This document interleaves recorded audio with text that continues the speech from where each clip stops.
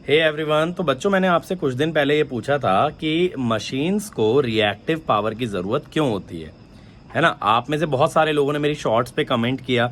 आप लोगों ने मुझे बताया कि सर फ्लक्स बनाने के लिए ज़रूरत होती है, एक्टिव पावर कैरी करने के लिए ज़रूरत होती है।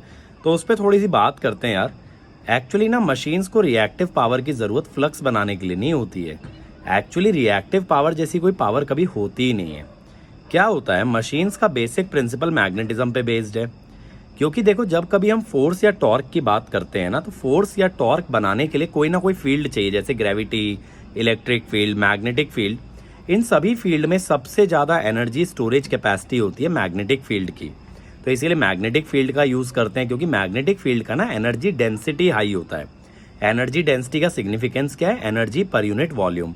यानी for the same amount of energy magnetic field will require minimum amount of volume, जिसकी वजह से मशीन्स के साइज को आप मिनिमाइज कर सकते हो। यानी अगर 100 जूल एनर्जी चाहिए ना, तो इलेक्ट्रिक फील्ड पे अगर ये एनर्जी बनाओगे तो ज़्यादा वॉल्यूम लगेगा, मैग्नेटिक फील्ड पे कम लगेगा, तो मैग्नेटिक फील्ड का यूज़ किया जाता है। अब मैग्नेटिक फील्ड का जब आप यूज़ कर रहे हो बेटा, तो मैग्नेटिक फील्ड कौन बनाता है? कॉइल या इंडक्टर। और जब कॉइल या इंडक्टर की बात आती है तो एसी में उनके लिए कौन सी पावर डिफाइंड होती है? Reactive power. अब जो बच्चे मेरे साथ एसी एनालिसिस कवर किए हैं वो ये बात जानते होंगे कि reactive power is a hypothetical quantity. उसे सिर्फ और सिर्फ एल और सी के लिए इसलिए डिफाइन किया जाता है so that they can be treated as resistance. और इसीलिए रिएक्टिव पावर इमेजिनरी होती है, क्योंकि ऐसा कुछ वास्तविक रूप में एग्जिस्ट ही नहीं करता है। सर, इनको रेजिस्टेंस की तरह क्यों ट्रीट करना है? ताकि बेटा इम्पीडेंस का कॉन्सेप्ट आ पाए और हम डिफरेंशियल इक्वेशन से लीनियर इक्वेशन की तरफ या अलजेब्रिक इक्वेशन की तरफ मूव कर पाएं। क्या होता है ना, जब भी हम ट्रांसफॉर्म लेते हैं, चाहे लैप्लास लें चाहे फोरियर ट्रांसफॉर्म लें, तो डिफरेंशियल इक्वेशन अलजेब्रिक इक्वेशन में कन्वर्ट हो जाती है, जिससे कि कैलकुलेशन मच मोर इजी हो जाती है।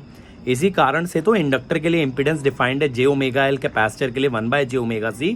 ये सब इमेजिनरी है, लेकिन ये डिफाइन इसलिए हुआ है ताकि एल और सी रेजिस्टेंस की तरह ट्रीट हो पाए। सेम वे में रिएक्टिव पावर इसलिए डिफाइन हुआ है ताकि इंडक्टर और कैपेसिटर के लिए भी एक पावर डिफाइन हो पाए which is analogous to the real power. तो एक्चुअली मशीन्स को रिएक्टिव पावर की जरूरत नहीं होती है, लेकिन क्योंकि इंडक्टर है उसके अंदर मैग्नेटिज्म है और उसके साथ जो डिफाइंड क्वांटिटी है दैट इज रिएक्टिव पावर। तो रिएक्टिव पावर का वास्तविक नेचर कुछ भी नहीं है। आप बस ये कह सकते हो inductor is producing magnetic field and we define reactive power for a inductor.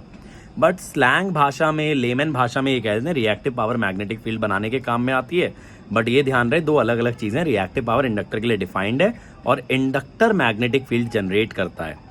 अब इन दोनों को ज्वाइन करके हम ऐसा बोल देते हैं, और इसी वजह से पावर फैक्टर भी डाउन हो जाता है, क्योंकि रिएक्टिव पावर जो है पावर फैक्टर पे एडवर्स इफेक्ट डालती है। तो ये उसका पूरा आंसर होगा। रिएक्टिव पावर की ऐसा जरूरत नहीं होती है, but reactive power is a by product due to production of magnetic field और due to presence of inductor. तो हम लोग पता है क्या बोल देते हैं? Reactive power is a necessary evil. जरूरत भी है। जरूरत क्यों है? क्योंकि यार इंडक्टर है तो रिएक्टिव पावर है, सिंपल सी बात है। इंडक्टर ने ये बोला भाई मैग्नेटिक फील्ड मैं बनाऊंगा, लेकिन साथ में रिएक्टिव पावर को लाऊंगा। अब आपको अग्री करना पड़ गया। लेकिन ईविल है क्योंकि पावर फैक्टर खराब करती है, हमारे सिस्टम की कैपेसिटी को वेस्ट करती है, तो इसीलिए ईविल भी है। तो जरूरत है बट बुरी है, ठीक है। तो ये उसका कंप्लीट एक्सप्लेनेशन होगा। इस रिगार्डिंग अगर आपके और भी कोई क्वेरीज है ना इस टॉपिक से रिलेटेड या इस कंसेप्ट से रिलेटेड, तो कमेंट्स में मुझे जरूर बताना। अच्छा, एक बात और बेटा, मेरा मशीन्स का कॉम्प्रिहेंसिव कोर्स प्लस और आइकॉनिक वाले बच्चों के लिए स्टार्ट हो रहा है 15 जून से सुबह 7 बजे। तो अगर आप अटेंड करना चाहते हो इमीडिएटली अनअकैडमी ज्वाइन करो यूजिंग कोड अंकित EAC। अभी आपके लिए बेस्ट ऑफर चल रहा है। 6 मंथ्स पे आपको 3 मंथ्स एक्स्ट्रा मिल रहा है। 12, 18 और 24 मंथ्स पे आपको 6 मंथ्स एक्स्ट्रा मिल रहे हैं। तो इस ऑफर का पूरी तरह से यूटिलाइज कीजिए। आप 51% तक अमाउंट को सेव कर सकते हैं, तो इसको जाने मत देना। और कोड मत भूलना अंकित EAC, क्योंकि अंकित EAC का मतलब Ankit sir will be with you for GATE and EAC, ठीक है। तो मिलते हैं यार 15 जून को सुबह 7 बजे। Let's crack it.